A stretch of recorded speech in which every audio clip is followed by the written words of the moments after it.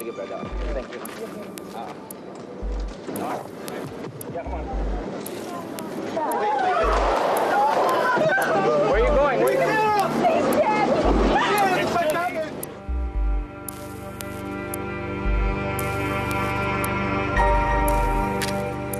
It was my oldest daughter who answered the phone, and from the sound of her voice, I knew it wasn't something good.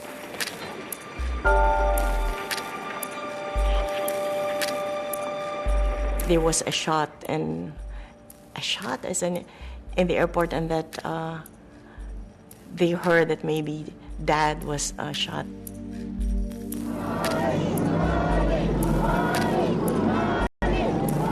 What did I know about being president, and how does one challenge a dictator who has been in power for 20 years?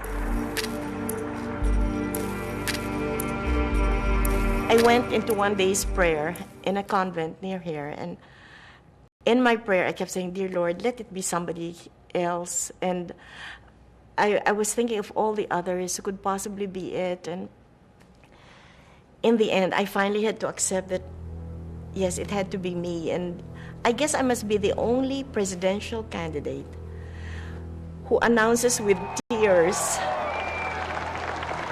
Corey, the reluctant politician, was persuaded to run.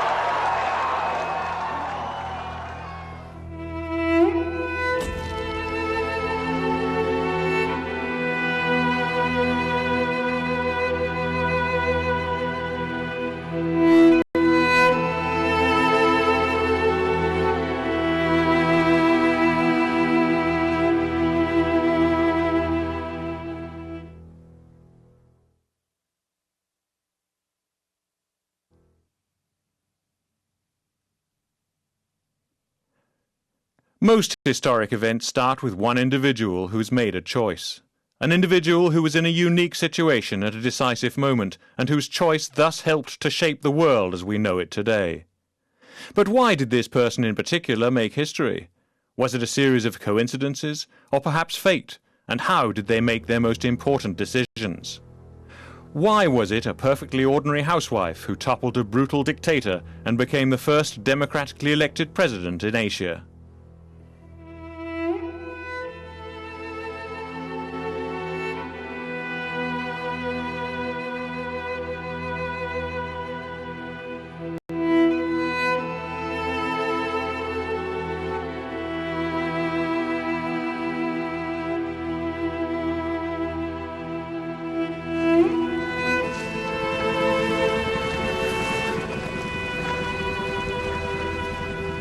The Philippines is a kingdom of scattered Pacific islands.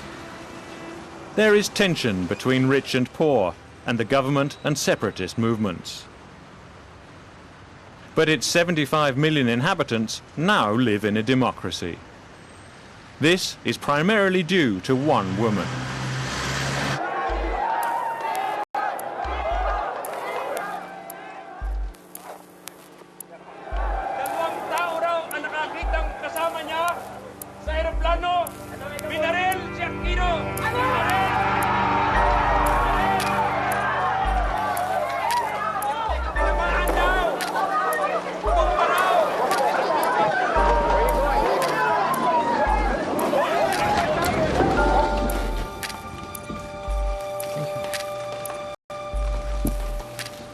Hello. "Hello, Stefan. Welcome to my home." Thank you very much, Mrs. Aquino. You've chosen this place, your home, as the location for the interview. Why is that? Well, so many important and meaningful events have taken place here. I've lived here since 1961, and then after my husband's assassination, his remains were brought here, and this is where the people came to view his remains and to pay their last respects.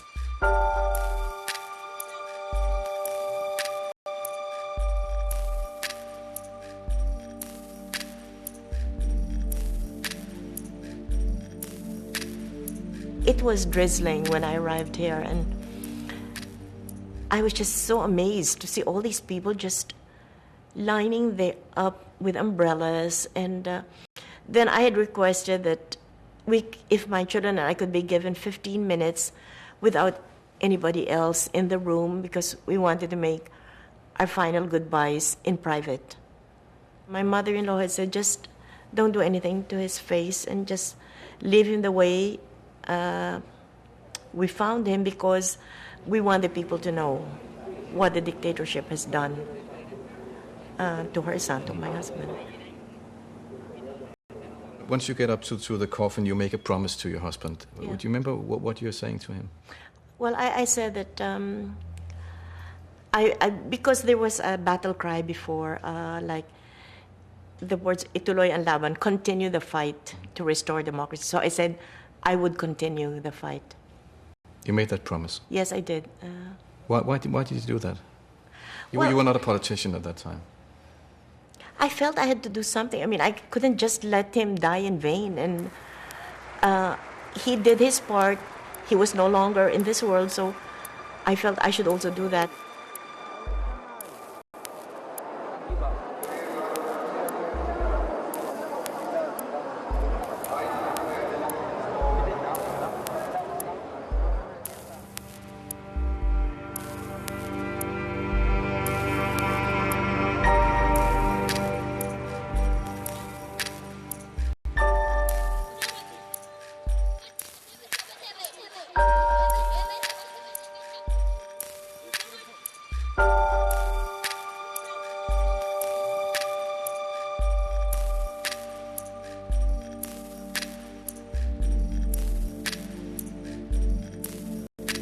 By the time Corazon Aquino's husband was shot, Ferdinand Marcos had held the country in an iron grip for 20 years.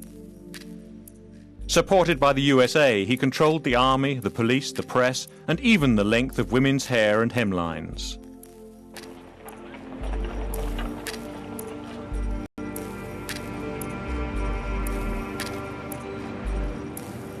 But the shooting of Ninoy Aquino was the beginning of the end. His murder sparked a highly improbable chain reaction that felled a tyrant and put a widow and housewife into power. How did you meet your husband, Benigno? Both of us come from the province of Tarlac, and both of us come from political families. My husband's father was congressman of the 2nd District of Tarlac Province, and my father was congressman of the 1st District. So it was inevitable that we would meet. How would you describe his personality? Oh, he was an extrovert. He loved people, and he enjoyed crowds, and he loved to be in the public eye. So we were so different. I loved my privacy, and I was happy enough taking care of our children, and I would help in the campaign. So what kind of future did you imagine for yourself in those years? I really was determined to bring up 5 good children who would be responsible citizens, and I felt my husband was doing enough for the country, and somebody had to stay at home and make sure that our children got the necessary attention and also got the proper direction. Because, as you probably know, children of politicians really have a difficult life also, especially if they don't have access to either parent. And I was determined that would not happen to my children. Also, I felt I would be judged later on when I die. God will not ask me if I were a good politician or what, but he'd ask me, so how did you bring up your 5 children? Ninoy Aquino possessed blazing political talent. While Corazon was bringing up the children, his influence grew. Soon he was Marcos's most important challenger. There is the threat, or there is invasion, insurrection, rebellion, or imminent danger thereof. In 1972, Marcos declared a state of emergency. He crushed the burgeoning opposition movement and put all his political opponents into prison. One of them was Corazon Aquino's husband. After midnight, when he called, he said he was on his way to Camp Crame, which is used to be the home of the Philippine Constabulary. And I said, why? What are you going to do there? And he said, I can't tell you, but anyway, you will learn later on. I guess he was not allowed by whoever arrested him to say more. when I saw him, oh, that was really one of the most depressing sights. And it was the first time that I saw my husband not sure of himself. He seemed to be so broken, and when he saw us, and incidentally, in the visiting area, we were separated by 2 screen wires. He was behind one screen wire, and 2 feet away, my children and I were there. And then he started sobbing, and he said, I'm glad I could still see you before I die. And I said, no, don't worry, and things will be better, although I didn't know whether they will be better. I just tried to keep up his morale. I suppose Marcos could have gotten rid of your husband easily while he was incarcerated. Why didn't that happen, do you think? He didn't consider that my husband could still be a rival. I suppose, as they say, power is really... well, he must have been so intoxicated with power that he thought nobody can challenge him.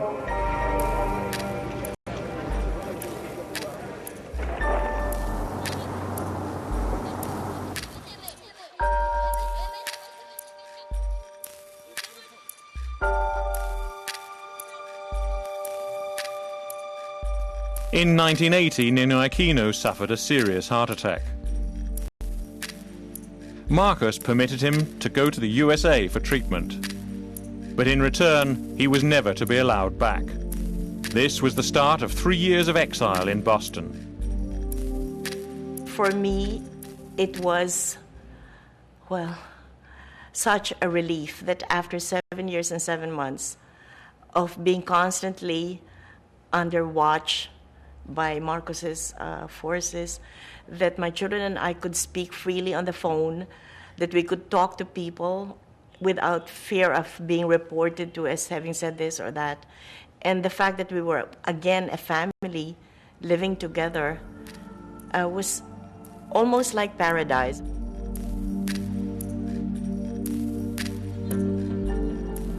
But Ninoy had not given up hope of removing the dictator.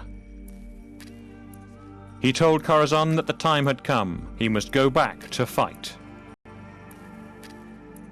The night before, I couldn't sleep, and in fact, I guess around 2 or 3 in the morning, I had wakened him, and I told him, Ninoy, I'm just so worried, and I'm just so nervous. And he said, but we've discussed this a long time ago, and you know that this is something that I really have to do. And I said, yes, I realize that, but I still just want you to know that I'm just so nervous, and I've been praying, but of course, nobody knows what's going to happen to you.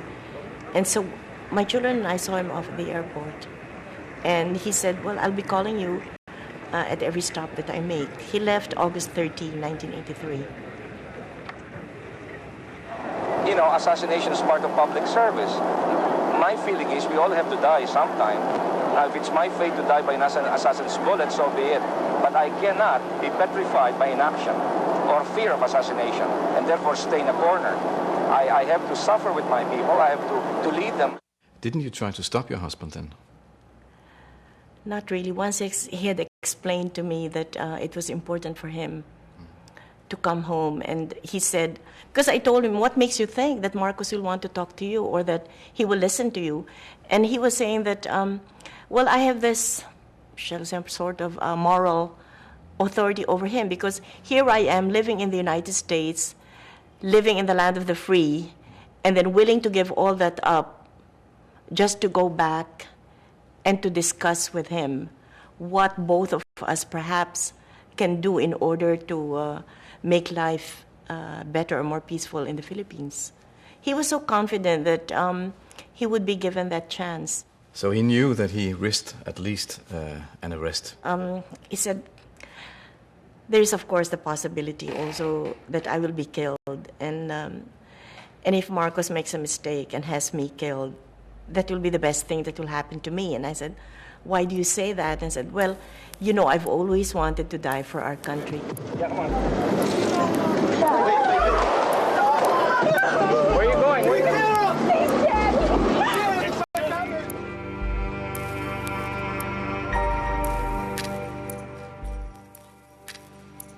What was your reaction? I suppose you must have been devastated. Well, I cried, and only my oldest daughter and my son were awake at the time, so I told them to wake up their other siblings. And so I told them, Dad has been killed, and so we were all crying. And after that, I said, I think the best thing we can do now is to pray. Once the news sinks in, once you realize that you are now a widow, that your husband has been killed, that Marcos is still in power, what thoughts do you have about your future at that point? I was just thinking about my immediate future. So I was telling my children that as soon as we can get our passports validated, we will go home. And that's the last thing I want to do for Dad. Is I want to give him a decent funeral.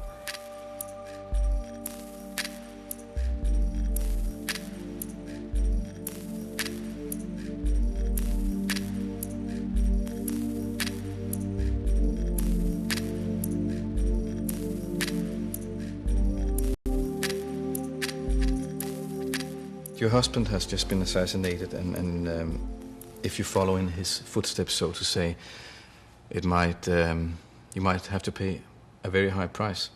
You can see what happened to him. Wouldn't it have been wiser of you to simply return to safety in the United States? No. Like my husband, I'm also a fatalist. That I'll only die once, and I will not allow my fear of possibly losing my life to do what I believe in. Maybe not to the extent of my husband threatening or daring Marcos to do this and that, but if I am convinced that this is what I should do, I will go ahead and do it, regardless of the consequences. And that was how it was during all of martial law when my husband was in prison. That I felt, yes, if we will all die. I mean, nobody will be spared from death. And it is important that you do whatever you can, especially in what you believe in. And so I wasn't thinking of myself as being the same kind of leader that my husband was. I was, in fact, just thinking of being a supporter of the leaders of the opposition. You must be aware that you are starting a political career at this point. Do you have any ideas about where this is going to take you? Whenever I would be asked, I said, no, politics is not for me, and I'm just a housewife. You still feel that you're doing this job for your husband, not for yourself at this point? Oh, yes. Even when I ran for president, it was not for me, it was for the people. And then in 1985, Marcos is calling for a general election. And I don't know if you remember that, but he calls his opponents children without political experience. And he calls you a couple of things too. Do you remember, what did he say about that? Yeah, he said, Cory Aquino should just be she's a housewife, she should just be in the bedroom, should not be in politics. And I countered by saying, well, maybe he hasn't heard about my cooking. And he really said she has no experience. And I said, sure, I don't have any experience in lying, cheating, stealing, and killing my opponents. So it was... So you're becoming a tough politician at this point. I'm no longer nervous about speaking in public, okay? And I suppose I give the same speeches practically everywhere I go, because it's never reported in the newspapers, and you just have to keep on repeating yourself. But the people are the ones who give me the courage. The funeral turned into the first mass protest against Marcos. Hundreds of thousands followed his coffin, and to many people's surprise, his wife emerged as the new opposition leader. Even though people call you naive and inexperienced, and Marcos tells you that you should stay in the bedroom and not become a politician, you have to make a choice. You have to decide whether or not to run for president. Exactly, yeah. And when you consider what to do, what speaks in favor of running for you personally? when we were thinking of who the best possible opponent we could put up against Marcos, then people were thinking it had to be somebody the complete opposite of Marcos.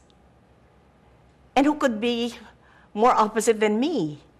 I'm a woman, I'm a housewife, and I am the widow of his political rival.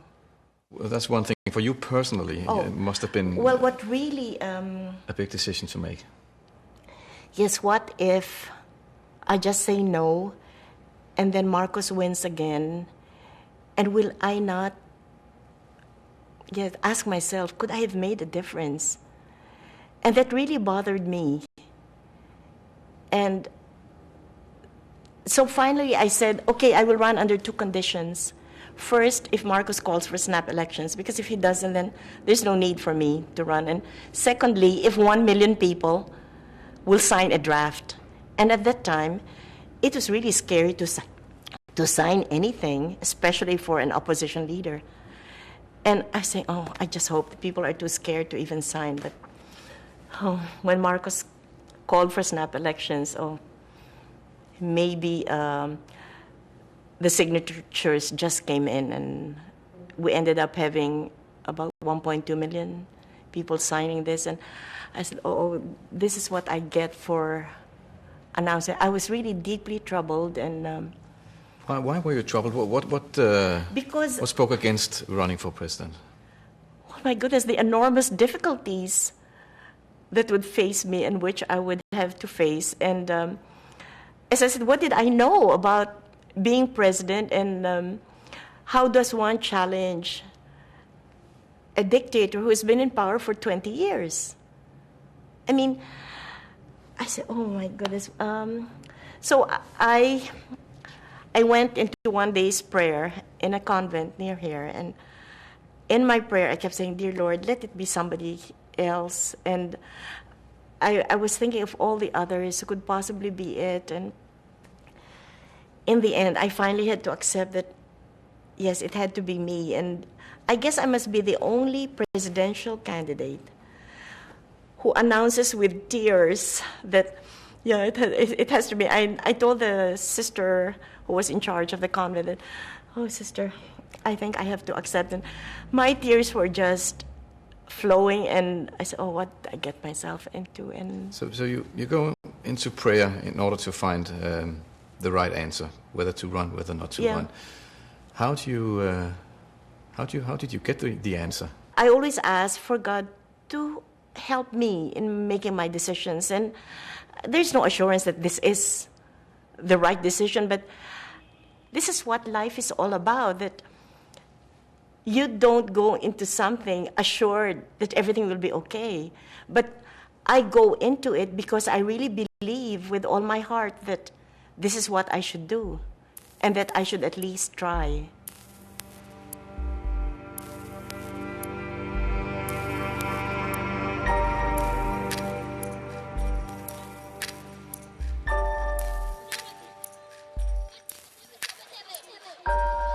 In 1986, Corazon Aquino was given her chance. Marcos called a snap election, confident that he could win by browbeating the electorate and tampering with the ballot. We cannot trust the opposition, whatever they may say. But this time he got it wrong. He tried to cling to power, but he'd underestimated the former housewife.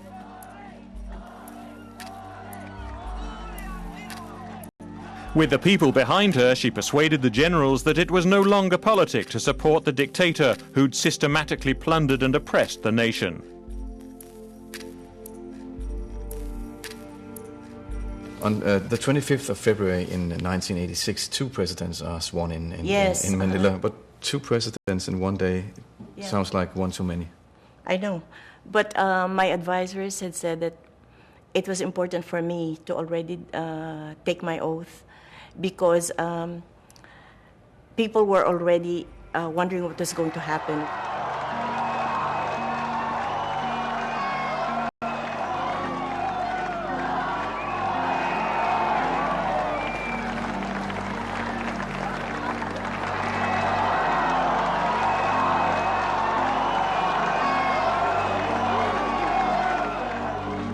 I took my oath of office there. That was at 11 o'clock. And Marcos takes his oath of office at 12 o'clock. And in the evening of that day, Marcos finally decides to leave Malacanang. And he goes to Clark Air Base, and then from there he flies on to Guam and Hawaii.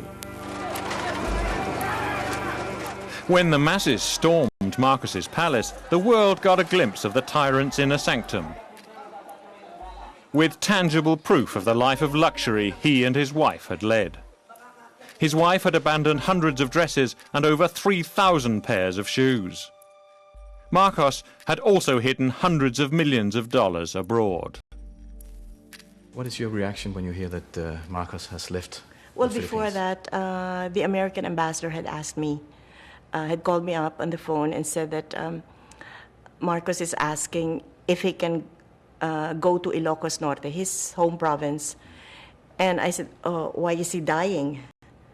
And then he said, no, but he's very tired. Well, in that case, he can just rest at Clark, and he must leave the following day as soon as possible.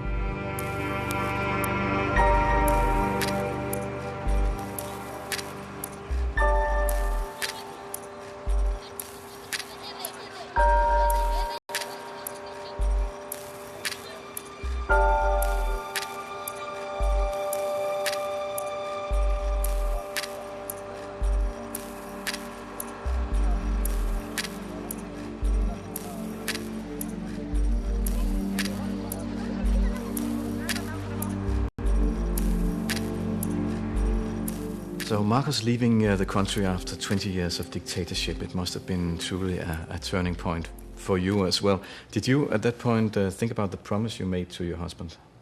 Oh yes, it was something that nobody ever thought would happen. And I think what I was most grateful for was that it was a very peaceful, as I said, peaceful people power revolution. Because what we were worried about then was what if, we fellow Filipinos fight each other. But in one way you had just won the battle, and I suppose in another way your job was just beginning. Oh, exactly, yeah, I knew that. You had to work also with a couple of the generals that had imprisoned your husband. Yes. How did that make you feel? I did not know any of the military except those who were responsible for my husband's detention. And then suddenly I am commander-in-chief. A number of them thought that I would never, or I could never forgive the military because they were responsible in a way for the shooting of my husband. And I said, forgive me, but I'm not an ordinary widow. And I have never blamed the sins of a few on the entire organization.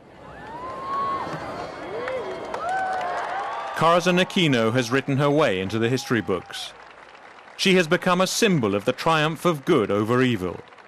She has inspired the wave of democratic movements that washed across Europe in the years that followed.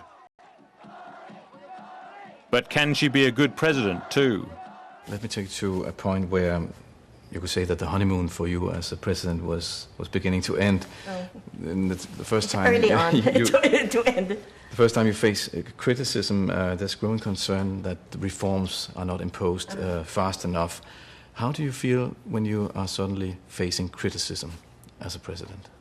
Oh yes, of course it's difficult, and but that's how it is. You have to realize when you're president, you're really all alone.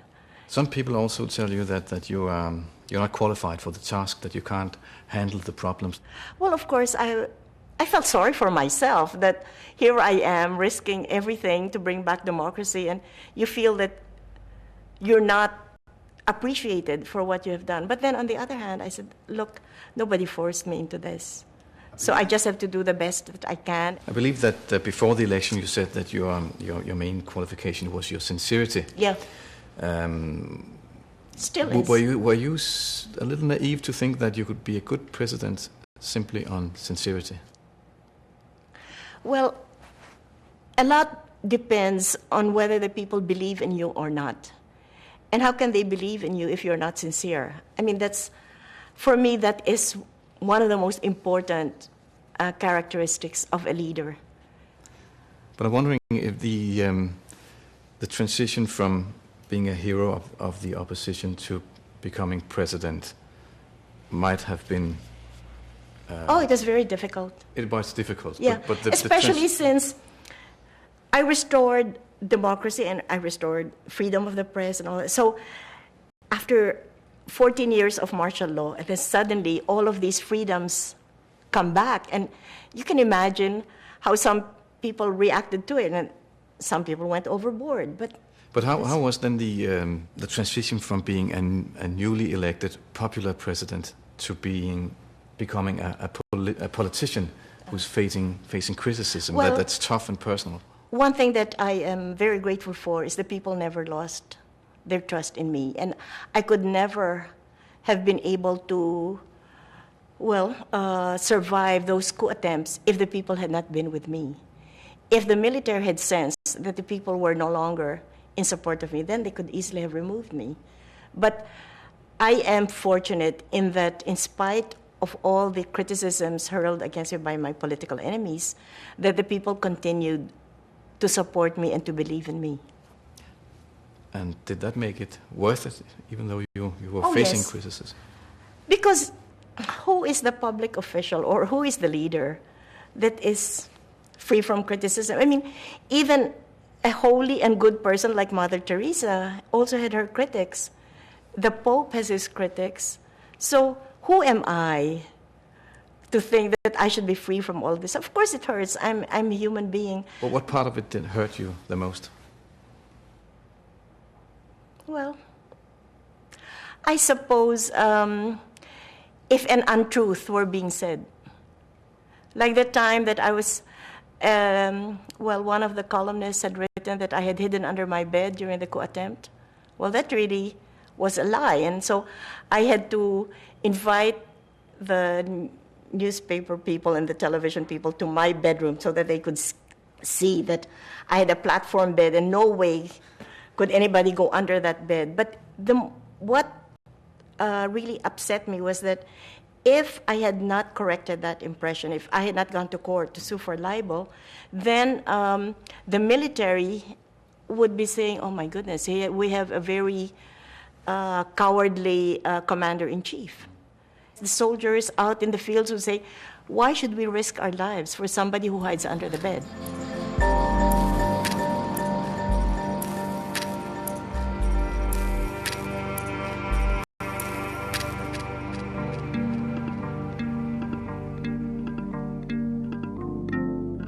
The pressure on the president grew. There was a series of attempted coups, and she started losing popular support. In 1991, public opinion polls show that your support was at an all-time low. Mm-hmm. How did you react to that situation? That was a new situation for you. Well, of course, it hurts, but what really hurt me most were the coup attempts. There were 7 coups. Yes, I count 7, some people count 8, but there were 2 very dangerous ones, August 1987 and December 1989. And these 7 coups against you, 7 times you survived a coup. Yeah. Didn't you ever think that this is enough, now it's time to quit? No. In December 1989, a number of the cabinet members had told me that, Mrs. President, maybe it's good if you transfer to another place where you would be safe. And I said, no, I have to stay here. And But what is it that makes you hold on to power in those It's days? not the question of holding on to power, but I made a solemn pledge that I will defend the Constitution and also will remain true to the Constitution. So no way can I just abandon the post and leave it to these coup plotters to take over. So it's not a matter of power. You said earlier that power affects a person. Oh, yes. No, it was not that. How did the power affect you? Well, of course, when you hear people in the palace telling you how great you are, of course, it does something to you. But at the same time, I would remind myself that, this is so temporary. And it is very clear from the start that my term would just be a single term, even if some of my legal advisors told me that I could run for re-election because the new constitution was only ratified after I became president. But I said, no. I said that I am just here to restore democracy, and that's how it should be.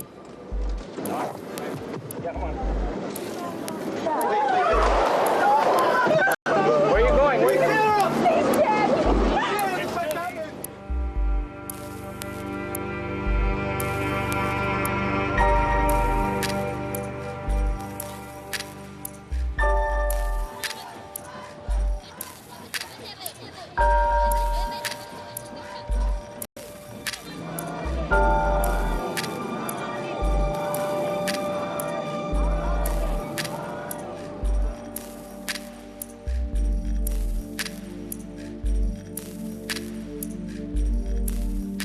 Now looking back, do you see this situation that you're getting into, is it a coincidence or is it more a result of fate? Or? Oh, it's fate. If I had not been married to Ninoy Aquino, if he had not been assassinated, I would not have run for president. What's the difference between fate and a long line of coincidences? Well, maybe that's what fate is, a long line of coincidences. Certainly nobody could have thought of this scenario that, yes, my husband would be incarcerated and that he would, in fact, stay in prison for 7 years and 7 months, which I believe were our greatest learning experiences. I do sincerely believe that the transformation that went on, not only with my husband, but with myself, happened only because of those years of imprisonment. I would not have become the person that I am today if I had not gone through those different trials and experiences of the imprisonment years. I told my children this, in fact, because when I announced to them that I've finally decided I will run, and one of them says, "Mom, haven't we suffered enough?" And I used to think that all of us creatures on earth have a quota for suffering, or at least I wanted to think that we all had a quota for suffering. I felt I'd filled up my quota. But then I also realized that, no, it's not like that. You keep on having these trials until the day you die.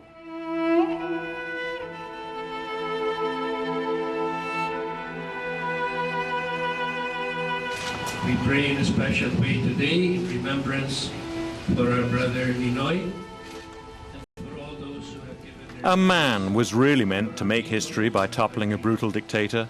Bring us with them to the joy. In the name of the Father, and of the Son, and of the Holy Spirit. Today we celebrate... But instead, it was his wife, a little woman with huge willpower. Mrs. Aquino, people come here to this memorial park to pay respect to your late husband. But I was wondering, when the history books are being written, how would you like to be remembered yourself? Well, I'd like to be remembered for having restored democracy in the Philippines and having been able to do so because of people power and prayer power. So I guess you could say I'd like to be remembered as a woman of faith, somebody who believed in God and believed in the people.